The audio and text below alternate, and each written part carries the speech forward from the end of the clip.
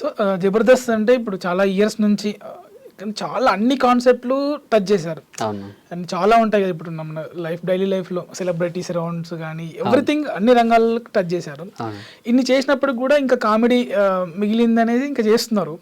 ఒక్కోసారి జడ్జిలు వాళ్ళకి నవ్వు రాకపోయినా పెదాలపైకి నవ్వు తెచ్చుకొని నవ్వుతున్నారు అన్న సందర్భాలు ఉన్నాయి. దానికి మీరు ఏం చెప్తారు? 100% అండి, 100% అంటారు. ఇప్పుడు నేను చెప్పాను, మీకు గుర్తుందో లేదో, నాకు 9 చేస్తే 10 చేస్తే ఒకటి ఫ్లాప్ అవుతుంది అని అంటారు. ఆ ఫ్లాప్ అయిన దాన్ని మరీ ఇట్లా సీరియస్ గా చూపిస్తే అది బాగోదు కదా. సో వేరే వాళ్ళ స్కిట్లలో నవ్విన క్లిప్స్ తీసుకొచ్చి ఇందులో వేస్తారు. ఎక్కడో అక్కడ చిన్న ఫన్ అన్నా ఉంటుందని. సో మీకు తెలుసో తెలీదో, ఇక్కడ ఏదో జరిగిందని సరికి డించికి నడిసరికి ఆడియన్స్ కూడా నవ్వుతారా, కామెడీ కామెడీ అంటే అట్లని కాదు, ఆడియన్స్ ను మరీ అంత అదని కాదు. కాకపోతే వాళ్ళకు కూడా సేమ్ ఇప్పుడు జడ్జ్ చేసుకున్నట్టుగానే మా మీద కొద్దో గొప్ప ప్రేమ ఉంటుంది, మమ్మల్ని కొద్దో గొప్ప అభిమానిస్తారు, చిన్నగా డిసప్పాయింట్ అవుతారు కానీ నవ్వుతారు 100%. ఎందుకంటే మమ్మల్ని సపోర్ట్ చేయడానికైనా వాళ్ళు కొంచెం నవ్వి అరే ఈసారి కొంచెం ఇంకేదో తగ్గిందిరా అని అనుకుంటారు. అందుకోసమే జడ్జిలను ఎత్తేస్తుంటారు అంటే ఆర్టిస్టులు అంటే చేసేవాళ్ళు. అట్లా అది ఎందుకు చెప్తాను, ఇప్పటి వరకు ఎవరు అడగని క్వశ్చన్ మీరు అడిగారు. జడ్జెస్ ని మేము ఎందుకు ఎత్తుతామని అంటే అప్పుడప్పుడు ఏంటంటే జడ్జెస్ మనకు జబర్దస్త్ జరుగుతుంటే ఏదో ఒక చిన్న డిస్టర్బెన్స్ వస్తుంటది. వాళ్ళకి ఫోన్ రావడము, లేకపోతే పక్కన ఫ్లోర్ లో ఎవరైనా అరిస్తే వాళ్ళు అటు చూడడము, లేకపోతే అప్పుడప్పుడు జడ్జెస్ ఇప్పుడు మీ స్కిట్ చేశారు ఫస్ట్ మీరు బాగాలేదు, ఆ ఎఫెక్ట్ మా మీద పడుతుంది. అదే అమ్మాయి వెంకీగాడు ఏం చేసిండ్రు వాడు అని సార్ నెక్స్ట్ రాఘవ్ గారు ఎక్కారు అనుకోండి, అరే అమ్మ ఆ ఊర్లో బయటికి రావడానికి ఆహా మాకు అర్థమైపోతుంది కదా. స్టేజ్ ఎక్కినప్పుడు ఒక 2 అవుతుంటే వాళ్ళు ఉన్నట్టే అప్పుడు ఆహా చూసారా అది మేడం చూసారా అరే ఎంత అందంగా ఉంది, అట్లా వాళ్ళ మీద వేస్తాం తప్ప అంతే. వాళ్ళ మూడు అంటే వాళ్ళను మా మీదకి డైవర్ట్ చేసుకోవడానికే వాళ్ళకు మీద బిస్కెట్లు వేయడం అంతే, అంతకు మించి ఇంకేది ఉండదు. మన చెప్తారు ఫస్ట్ స్కిట్ కొంచెం దుబ్బింది మరి చూసుకోండి అని అంటే, అరే రైటర్ ఎవరైనా ఉన్నారు అరే అరే ఏంద్రా ఫస్ట్ స్కిట్ దుబ్బింది అంటే అన్న జడ్జెస్ మీదకి 2-3 పంచ్లే కథ రైట్ వెళ్ళి వాళ్ళను మా మైండ్లోకి తీసుకోవడానికి మాత్రమే అవ్వండి. ఇది ఎప్పటివరకు ఎవరు అడగలేదు, ఫస్ట్ టైం మీరు అడిగారు. చాలా మందికి కూడా ఇది తెలీదు, అంటే జడ్జెస్ని ఏదో మోస్తారు అనుకుంటారు కానీ ఆ టైంలో వాళ్ళ దృష్టి మా మీదకి చేసుకునే ప్రయత్నం అది.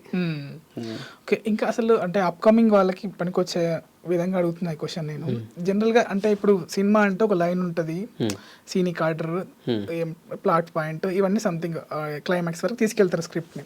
సో ఇది ఎలా అంటే తక్కువ టైంలో ఎక్కువ చూపించాలి కదా, సో ఇది ఎలా ఉంటుంది దీని ప్యాటర్న్ అసలు? ఇది కూడా అంతే సినిమాలోనే, స్టార్టింగ్ మిడిల్ ఎండింగ్ ఖచ్చితంగా ఉండాల్సిందే. స్టార్టింగ్ ఏంటంటే పరిచయాలు ఉంటుంది, ఏది జబర్దస్త్ ఫస్ట్ స్కిట్ లో ఏమో అక్క ఏమే బావ అంటే ఫస్ట్ ఆఫ్ ఆల్ మా క్యారెక్టర్స్ పరిచయం చేసుకుంటాం ఫస్ట్ 1 minute లో. తర్వాత కంటెంట్ ఏంటన్నా చూపిస్తాం, అంటే ఈ స్కిట్ ఒక కంటెంట్ ఏంటిది అది చూపిస్తాం. తర్వాత కంటెంట్ ద్వారా వచ్చిన ప్రాబ్లం చూపిస్తాం, ఆ ప్రాబ్లమ్ మనకు మిడిల్ అన్నమాట. ఆ ప్రాబ్లమ్ క్లైమాక్స్ దాకా తీసుకెళ్లి క్లైమాక్స్ లో ఏదో ఒక ట్విస్ట్ తో ఎండ్ చేస్తాం. 100% ఇది కూడా సినిమాలానే, దీనికి కూడా ఒక స్టార్టింగ్, ఒక మిడిల్, ఒక ఎండింగ్ ఉంటుంది 100%.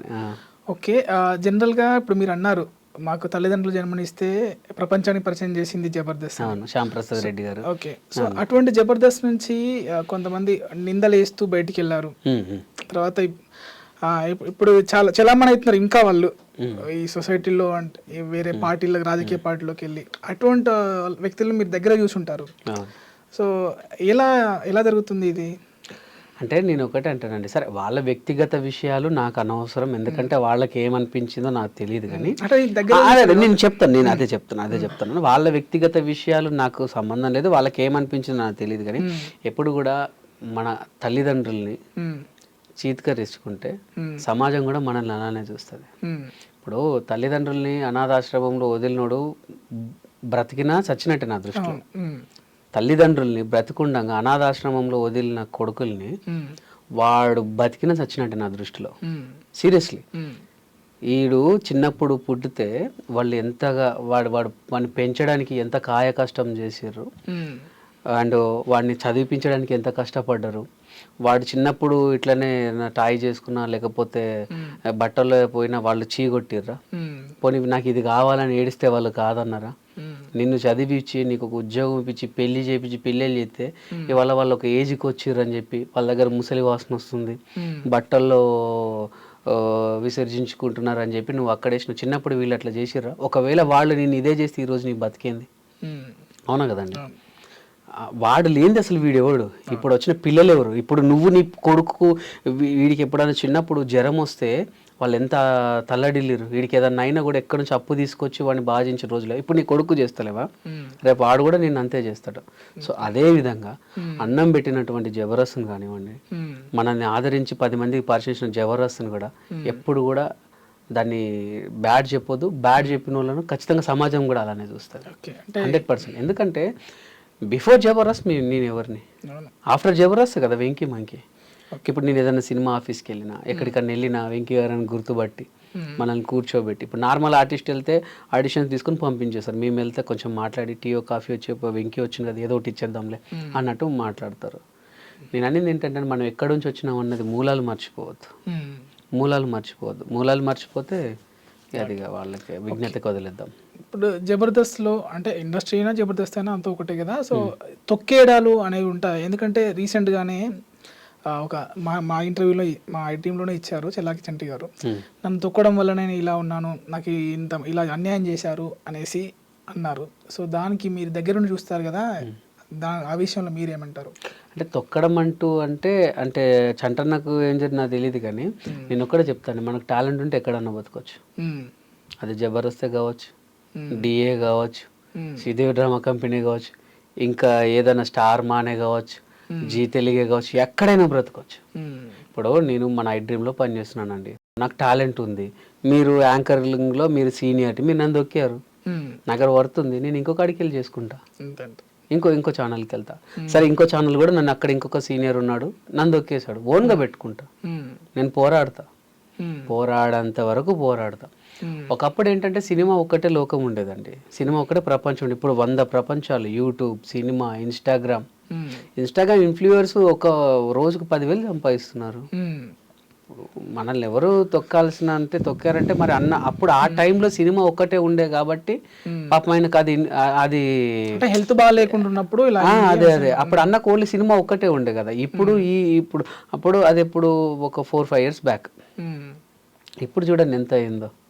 అంటే నిజంగా అంటే అన్నను తొక్కేశారు అని అన్నది కేవలం యూట్యూబ్ ఛానల్స్ అండి, యూట్యూబ్ ఛానల్సే, ఓన్లీ యూట్యూబ్ ఛానల్సే. ఎందుకంటే ఆయనకు జస్ట్ హార్ట్లో ప్రాబ్లం వస్తే చంటి ఇక లేరా, అయ్యో కోలుకోలేని చంటి, కోమాలోకి చంటి అని 100 thumbnails పెట్టేసరికి ఇప్పుడు నేను ఒక డైరెక్టర్ని, చంటికి ఏదో అయిందంట కదా, మరి చంటికి ఇస్తే అంత ఒకప్పట్లేక ఉండడేమో, వద్దులే ఇప్పుడు ఆయన అంత యాక్టివ్గా ఉన్నాడు, అబ్బా ఈరోజు చూడు కోమాలోకి వెళ్ళొచ్చాడంట, వేరేటోళ్ళని వెతుకు, ఆయన బాగానే ఉన్నాడు పాపం.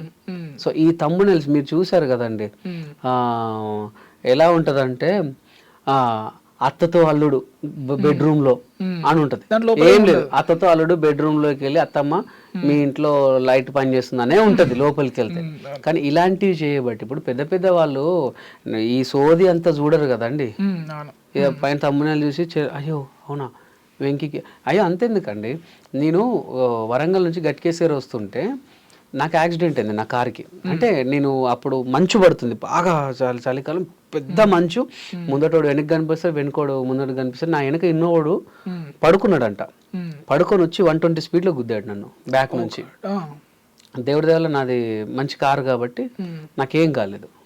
అప్పుడు నేను స్కోడా ఆక్టివా వాడుతున్నా, చాలా పెద్ద బండి కాబట్టి దాన్ని కొట్టినా కూడా నాకేం కాలేదు. వాళ్ళకు మొత్తం చాలా ఇంజూరీస్ అయ్యాయి, ఏది ఇన్నోవా వాళ్ళకి చాలా ఇంజూరీస్ అయ్యాయి. నాకు వెనక డిక్కి బాగా స్పేస్ ఉంటుంది, నేను ఒక్కడనే ఉన్నాను, అదొక ప్లస్ పాయింట్. వెనక సీట్లు విరిగొచ్చి నా మీద పడ్డాయి, నా కార్లో సీట్లు విరిగొచ్చి నా మీద పడ్డాయి. అంటే వాడు ఆ స్పీడ్లో గుద్దాడు, గుద్దితే నాకేం కాలేదు. తర్వాత కొంత దిగి అక్కడ ఉన్న తర్వాత ఇక కొన్ని మీరు చూడండి, ఇప్పుడు వెంకీకి ఘోరమైన యాక్సిడెంట్, ప్రాణాపాయ స్థితిలో వెంకీ మీరు చూడండి, ఇప్పుడు ఉంటుంది వెంకీకి యాక్సిడెంట్ అని అంటే అవన్నీ చూసి మా అమ్మ చాలా టెన్షన్ పడుతుంది, అమ్మ నాకేం కాలేదు నువ్వు చూడు అని చెప్పి వీడియో కాల్ చేశా. అంటే అవి ఎందుకు తల్లిదండ్రులను కూడా బాధ పెడతాయి. రోడ్డు ప్రమాదంలో జబర్దస్త్ వెంకీకి భారీ గాయాలు, రోడ్డు ప్రమాదంలో జబర్దస్త్ వెంకీకి భారీ గాయాలు, కార్ యాక్సిడెంట్ అక్కడ జరిగింది. ఇగో వెంకీ మంకీకి భారీ రోడ్ యాక్సిడెంట్, ఇది భారీ గాయాలు. ఏమండి భారీ గాయాలు? నాకు అసలు ఏమైంది? నాకు ఒక చిన్న కూడా పడలే. ఇవన్నీ చూసి ఒక ప్రముఖ ఛానల్ కూడా, ఒక ప్రముఖ ఛానల్ కింద స్క్రోలింగ్ ఇచ్చింది. ఆ స్క్రోలింగ్ చూసి మా అమ్మకి కాల్ చేస్తే మా అమ్మ టెన్షన్ పడుతుంది. అయితే అమ్మ ఇగో నాకేం కాలేదు, నేను ఇట్లనే ఉన్నాను, ఇగో ఇది భారీ గాయాలు, భారీ అది, ఇలాంటి పిచ్చి రాతలు, ఇలాంటి పిచ్చి పనులు చేయబట్టి అంటే ఏమవుతుంది చెప్పండి? ఇక ఇప్పుడు నేనున్నాను, ఇప్పుడు భారీ గాయాలని మీరే చూసారు, మీరు చూసి ఒక ఈవెంట్ ఉంది, ఒక షో ఉంది, అరే వెంకయ్య మొన్న వెంకీకి యాక్సిడెంట్ అని వద్దొద్దు, బాగో చూడు భారీ గాయాలట, అరే అట్లా ఛాన్సెస్ మిస్ అవుతాయి కదా. సో వాడి పబ్బం కోసం అనవసరమైన వాళ్ళ లైఫ్లతో ఆడుకుంటున్నారండి. ఓకే, దాన్ని ఏమంటారు కదా, శవాల మీద పేలాలు ఏరుకునే బాపతి గాళ్ళు. ఓకే.